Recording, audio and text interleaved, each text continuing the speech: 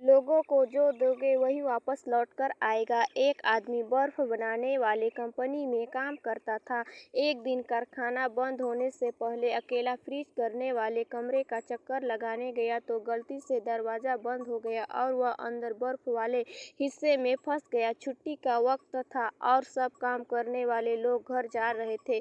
किसी ने भी अधिक ध्यान नहीं दिया कि कोई अंदर फंस गया है। वह समझ गया 2-3 घंटे के बाद उसका शरीर बर्फ बन जाएगा। और जब मौत सामने नजर आने लगी तो मालिक को सच्चे मन से याद करने लगा, अपनी कर्मों की क्षमा मांगने लगा और कहा, मालिक, अगर मैंने जिंदगी में कोई एक काम भी मानवता व धर्म का किया है तो मुझे यहाँ से बाहर निकालो। मेरे बीवी और मेरे बच्चे मेरा इंतजार कर रहे होंगे। उनका पेट पालने वाला इस दुनिया में सिर्फ मैं ही हूँ।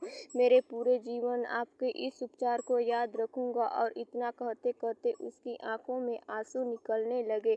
1 घंटा ही गुजरा था कि अचानक फ्रीजर रूम में खटखट की आवाज़ हुई।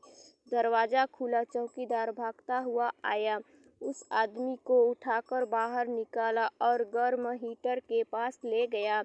उसकी हालत कुछ देर बाद ठीक हुई तो उसने चौकीदार से पूछा, आप अंदर कैसे आए? चौकीदार बोला कि साहब, मैं 20 साल से यहाँ काम कर रहा हूँ। इस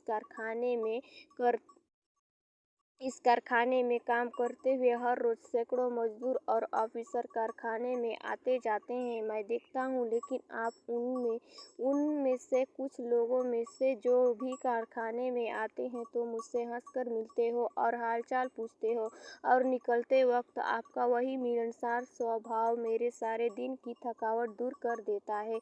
जबकि अक्सर लोग मेरे पास से यूँ गुजर जाते हैं कि जैसे मैं हूँ ही नहीं।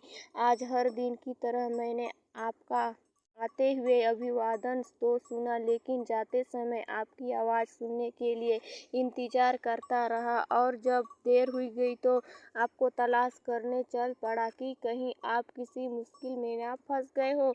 वह आदमी हैरान हो गया कि किसी को हंसकर बात करने जैसे छोटे काम की वजह से आज उसकी जान बच गई। जो लोगों को दोगे वही वापस लौट कर आएगा। उम्मीद करती हूँ छोटी सी कहानी आपको पसंद आई होगी। इस पर आपकी क्या राय है हमें कमेंट करके ज़रूर बताएं। चैनल पर नए तो चैनल को लाइक करके सब्सक्राइब करके बेल आइकन पर क्लिक कर लेना बिल्कुल भी ना भूलें। फिर मिलते हैं अगले नेक्स्ट वीडियो में नए टॉपिक के साथ। तब तक के लिए जय हिंद, वंदे मातरम। कहानी सुनने के लिए आपका बहुत बहुत धन्यवाद।